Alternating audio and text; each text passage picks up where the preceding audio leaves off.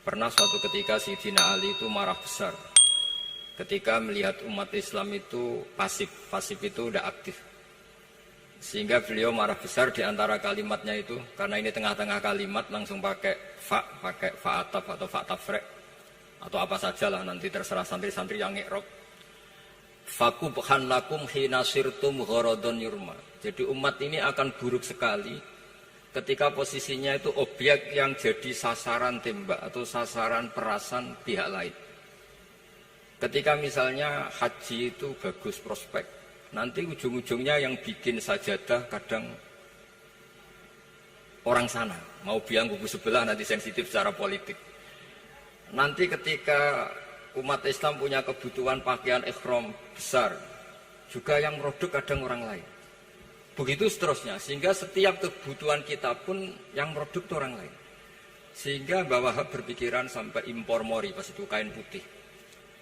Begitu juga traveling, ketika umat Islam butuh mudah pergi ke Mekah untuk haji dan umrah.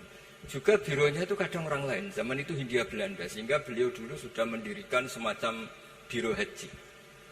Itu semua adalah madhab, di antara madhab Sayyidina Ali ketika beliau mengatakan fakubhan lakum hina sirtum gharadun yurma.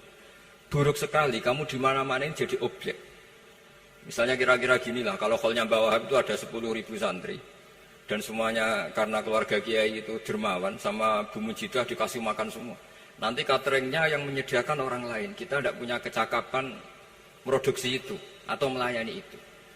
Sehingga perdagangan Mbah Wahab dalam tradisi keulamaan itu dimaknani sebagai supaya kita ini jadi aktor, baik di perdagangan, di politik, maupun dalam solusi urusan-urusan publik. Misalnya sekarang ada problem apalah, sebetulnya solusinya gampang sekali. Ketika kita minus atau ketika kita tidak berkecukupan, mulai dulu ulama itu solusinya gampang. Pernah suatu Abdul Qasim Al-Junaidi atau siapa sajalah, ini karena polanya sama, menyuruh muridnya, saya tolong belikan ikan. Cara sekarang mungkin dikasih uang 50.000, terus dikasih tahu sama muridnya, Pak Yai uangnya tidak cukup karena harga ikannya 70.000. Terus kata gurunya, beri lebih murah lagi. Uang 50 aja tidak cukup, kok cari yang lebih murah. Kata beliau, arkhisuhu bitarki. Ya bikin murah karena kamu tidak berkeinginan. Jadi nggak usah belikan katanya. Ini penting sekali karena dulu ada solusi, masyhur itu makalahnya Imam Syafi'i itu. Kata beliau, fa innal ghina anisyaila bihi. Kalau kamu ingin tidak tergantung sesuatu, maka hindari sesuatu itu. Jangan memaksakan memenuhi sesuatu itu dengan memaksakan, tapi hindari sesuatu itu. Saya misalnya kalau nuruti kepengin, misalnya kalau saya dengan nafsu serakah saya, mungkin saya ingin punya mobil mewah, ingin apa saja. Tapi itu membuat saya tersiksa karena harus menyediakan ini itu. Ya sudah, tidak usah ingin. Sehingga mudah sekali, makanya kata ulama dulu fa innal ghina anisyaila bihi. Untuk menjadi berkecukupan, usahakan banyak hal yang tidak Anda butuhkan. Semakin banyak hal yang kita butuhkan, maka kita akan tergantung akan sesuatu itu. Makanya banyak ilmuwan, saya sering diskusi sama pakar-pakar sama ilmuwan.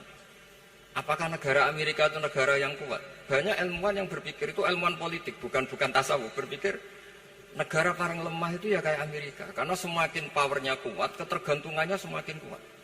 Untuk memenuhi kebutuhan listrik harus begini, untuk kebutuhan minyaknya harus ini. Semakin kita kuat, maka ketergantungan akan sesuatu semakin banyak.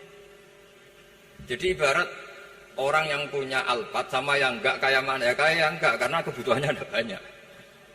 Artinya dalam kondisi krisis, ulama masih punya solusi, yaitu al-ghina itu anisya' labi. Jadi usahakan ketercukupan itu karena menghindari kebutuhan-kebutuhan yang tidak primer, yang tidak prinsip. Bukan memaksakan semuanya terpenuhi. Karena kita ini ulama. Dulu ketika sebelum ada negara, belum ada TNI, itu ulama punya cara untuk melawan Belanda. Karena mereka terbiasa punya loyalis, punya muhibbin, punya ghirah, punya strategi. Sehingga Belanda itu kesulitan ngadu ulama. Apalagi mereka terus ke Mekah, ketemu komunitas internasional yang semuanya berfatwa bahwa penjajahan harus dilawan. Itu luar biasa. Belum ada negara, nggak ditopang negara, kemudian tetap bisa melakukan perlawanan. Coba kalau dulu ngelawan nunggu, wah saya mau melawan penjajah kalau saya diangkat jadi TNI, saya mau melawan kalau saya punya otoritas yang disahkan negara itu ribet, negara belum terbentuk. Makanya ini saya tidak akan ngaji lama-lama, tapi saya akan cerita khas Mbah Wahab sesuai riwayat yang saya dapatkan dari guru-guru kami, bahwa beliau tadi seperti yang dikatakan Pak Said, membina dan menyebarkan NU kemana-mana tanpa uang proposal. Nggak kebayang saat itu proposal kepada siapa, negara sendiri masih susah. Lalu mau diajukan kemana? Terus yang mau tanda tangan itu ya siapa? Jadi yang saya tahu tadi, yang penting kita niru sesuai yang diidam-idamkan tadi Sayyidina Ali. Jangan sampai kalian itu menjadi gharadun yurma. Ada apa saja orang lain yang memikirkan labanya, kita yang jadi objek. Sehingga zaman itu kita terima kasih semua sama Mbah Hashim, sama Mbah Wahab. Karena ini zuriyatam ba'duha min ba'd. Kita tahu Mbah Wahab putra Mbah Hasbullah, punya ibu Nyai Fatimah, terus sampai Mbah Abdus Salam ya. Kemudian Mbah Hashim punya ibu Halimah, punya abah lagi setelah Halimah itu Lainah ya. Nah, terus Mbah Abdus Salam, jadi ini zuriyatam ba'duha min ba'd. Kalau dalam tulisan itu sampai Mbah Abdul Jabbar bin Ahmad bin Mbah Sambu. Memang Mbah Sambu punya beberapa saudara, diantaranya ada yang namanya Mbah Yusuf, itu yang melahirkan keluarganya Mbah Ahmad Siddiq Jember, Mbah Siddiq Jember. Ada yang Abdul Halim yang melahirkan keluarga Lasem, termasuk saya itu lewat jalur Mbah Abdul Halim. Jadi zuriyatam ba'duha min ba'd. Dulu semua orang zaman Rasulullah SAW itu dilatih jadi aktor, jadi subjek. Sehingga orang yang miskin pun ketika perang Tabuk, perang Dzatil Usrah, itu semua menyumbang. Ada yang menyumbang emas yang enggak terkira, yaitu Sayyidina Utsman. Ada yang cerita, ya Rasulullah saya tadi malam buruh dan punya beras hanya 2 kilo, yang 1 kilo saya sumbangkan jenengan, yang 1 kilo saya pakai untuk keluarga kami. Sekarang logikanya sederhana, kalau orang miskin 3.000, pas itu anggap saja pasukannya misalnya 3.000. 3.000 nyumbang beras 1 kilo, itu artinya terdapat 3.000 kilo beras. Artinya apa? Orang Islam yang miskin membiayai dirinya sendiri untuk makan. Dan mereka adalah aktor heroik. Tapi kalau misalnya ini orang-orang miskin ini tidak mau urun rembuk, kemudian menjadi beban negara, maka yang harusnya dipakai senjata, dipakai beli sembako. Dulu zaman Nabi meskipun orang itu miskin, itu semuanya bersifat heroik. Sehingga perang Dzatil Usrah itu perang paling dikenang Al-Quran. Nah, efek dari ingin memberi adalah tidak tamak. Makanya kalau dalam kitab tasawuf, itu orang kikir itu gak dikritik. Yang dikritik orang tomak. Karena orang menvonis orang lain kikir itu pasti karena berkeinginan mendapat. Kalau tidak berkeinginan mendapat, maka orang lain tidak akan kamu vonis sebagai kikir. Andai kan kita semua ingin memberi sumbangan kepada Indonesia, maka kita tidak akan menvonis pemerintahan kita tidak becus ngurmat kita. Meskipun pemerintah tentu berkewajiban ngurmat orang-orang miskin itu tentu. Tapi andai kan semua orang miskin berpikir ingin menyumbang pemerintah, maka tidak akan menyalahkan pemerintah ketika faktanya nanti suatu saat atau kapan saja, semoga ini tidak terjadi, itu tidak mampu menyumbang. Karena masyarakat kepikirannya memberi, bukan mendapat. Ini solusi-solusi yang diajarkan Rasulullah SAW yang disebut al-yadul ulya khairum al-yadis sufla. Jadi bahwa posisi memberi jauh lebih baik ketimbang posisi menerima. Sehingga ketika Allah mensifati orang baik itu siapa? Allah mensifatinya sederhana. Wa mimma razaqnahum yunfikun. Orang yang kepinginannya itu yang memberi. Itu dulu zaman Nabi, pas perang Khandaq, pas perang Tabuk, pas beberapa perang, itu orang yang paling miskin pun turun. Sampai orang-orang munafik mencibir, innallaha ta'ala la ghaniyun an shadaqati hadza. Allah tidak butuh sedekah hanya 1 kilo.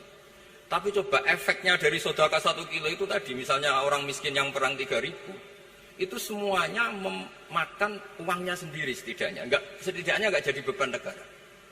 Terus mentalnya itu patriotik. Dari mental patriotik itu ketemu Belanda kayak apa, mereka bisa makan apa saja. Mulai ares gedang, mulai apa saja, yang penting halal. Karena mentalnya dari awal heroik. Tapi andai kan mereka mentalnya tomak, mungkin sudah mati. Karena, wah nunggu negara ngasih makan, proposal dulu, sedang mati. Tapi orang dulu enggak, karena heroik, inginnya memberi sehingga bisa mendapatkan solusinya sendiri. Ini solusi yang saya tawarkan, sebetulnya ini mudawwan. Artinya mudawwan itu ada di beberapa kitab, lihat di beberapa tafsir istilah perang Dzatil Usrah, perang Tabuk atau perang apa saja itu memang zaman itu susah sekali. Itu menjadi solusi utama adalah setiap orang ingin bermental patriotik. Nah, Kalau sudah orang bermental patriot itu gampang, ukur apa saja itu gampang. Karena tadi dari 3.000 atau 1.000 atau apa saja pasukan, sampai ada yang urun tadi beras 1 kilo, tapi 1 kilo itu menjadi satu watak, satu karakter bahwa bangsa ini inginnya memberi sama negara, sehingga negara ini mudah merdeka. Coba kalau semua orang miskin zaman itu bermental ingin mendapat, ribut proposal, nyalahkan ini, nggak didata miskin tersinggung, kan capek. Jadi ini memang zaman akhir ya agak aneh, orang nggak didata miskin itu tersinggung. Kalau besanan nyari yang kaya, tapi kalau ada sumbangan nyari sebagai yang miskin. Jadi kalau tanya solusi khas ulama, kita belajar dari perang Dhatil Usur. Itu orang yang miskin semuanya urun. Nah barokahnya urun itu kemudian mereka bermental patriotik. Barokahnya patriotik, yang kaya, yang miskin, yang pinter semuanya berkontribusi untuk menyumbang negara. Akhirnya negara ini bisa merdeka sebelum terbentuk TNI, sebelum terbentuk Polri. Karena tadi keinginan memberi, keinginan patriotik. Sehingga cerita buyut-buyut saya ketika Belanda atau Jepang, itu yang dicari di geladak saya itu ya kitab. Karena kitab ini dianggap sumber inspirasi mereka melawan Belanda. Dulu kita tahu masyarakat kita itu kalau ngerti Belanda itu dipanggil Doro, wis penjajah jadi diundang Doro. Itu kan terlalu dulu.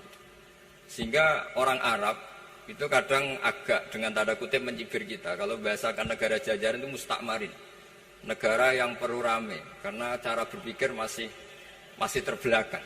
Wong penjajah kok dipanggil Doro. Terus ketika beberapa kiai melihat Belanda baik karena di alun-alun dikasih masjid gini-gini, sudah tidak berontak karena anggap Hindia Belanda itu baik. Baru ketika era beberapa ulama, ada Mbah Hashim, ada Mbah Hasbuh, tadi kata beliau Dwi Tunggal tadi. Terus ada fatwa resolusi jihad. Sehingga mereka baru sadar bahwa Belanda itu ancaman. Kayak apa pentingnya ilmu, kayak apa pentingnya fikih. Karena di fikih jelas, jihad untuk melawan penjajah itu fardu kifayah. Tapi jika musuh kadung ada di kita, maka itu fardu ain. Tidak lagi ada prasyarat harus lelaki, harus merdeka, enggak, perempuan pun harus terlibat. Jika kita punya pahlawan kayak Nyadin, beberapa daerah Kartini, itu ada di khazanah kitab-kitab fikih kita. Jadi kita tidak pernah kehilangan khazanah untuk menjawab muskilatus zaman, untuk menjawab problem-problem zaman. Tapi yang penting kita selalu ngaji, selalu belajar. Saya adalah orang yang sebetulnya tidak pernah ingin terkenal karena saya itu suka belajar. Cuma saya bikin pengecualian, mau diundang kalau pernah sepuh. Ternyata yang pernah sepuh itu banyak. Ini agak musibah bagi saya karena harusnya kiai itu ya dihormati, tapi gara-gara kalah sepuh digawe kongkonan. Saya ini kemana-mana digawe kongkonan. Jadi gayanya nasihati, tapi aslinya diperintah. Jadi tidak ada kerennya sama sekali. Saya di mana-mana posisinya al-ma'mur, diperintah. Tapi saya senang karena ilmu itu butuh konsensus. Andai kan saya tidak pernah ngaji di depan Mbah Mun, di depan bapak, di depan guru-guru, maka mungkin saya tidak pede atas bacaan yang saya baca. Karena saya tidak tahu ini benar apa enggak. Jika masyhur dalam guyonan santri, ada orang tidak baca-baca kitab, cari kamus sampai mati tidak ketemu. Karena dia bacanya lam tarjiman. Wah itu cari di kamus sampai mati tidak akan ketemu. Bareng tanya gurunya, ini apa Pak Yai? Oh itu lam tarodaman. Lam tarodaman itu karena marjiknya mar'ah, orang ningali sapa mar'ah daman ing getih. Dia bacanya jadi satu lam tarjiman. Dicari di kamus, sampai mati tidak akan ketemu. Makanya di guyonan-guyonan pesantren itu banyak katanya ada cerita orang mati karena satu titik. Jadi gurunya baca habbatun sauda dawaun min kulli da. Jadi dia kitabnya kelebihan apa?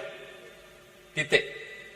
Jadi kelebihan titik dia bacanya itu hayatun sauda dawaun min kulli da. Nyari ular hitam, kobra, dipatuk mati, padahal sesuai resep kitabnya, karena kitabnya dia kelebihan titik hayatun sauda, artinya maknanya ular hitam, sementara tagnya mestinya habbatun sauda.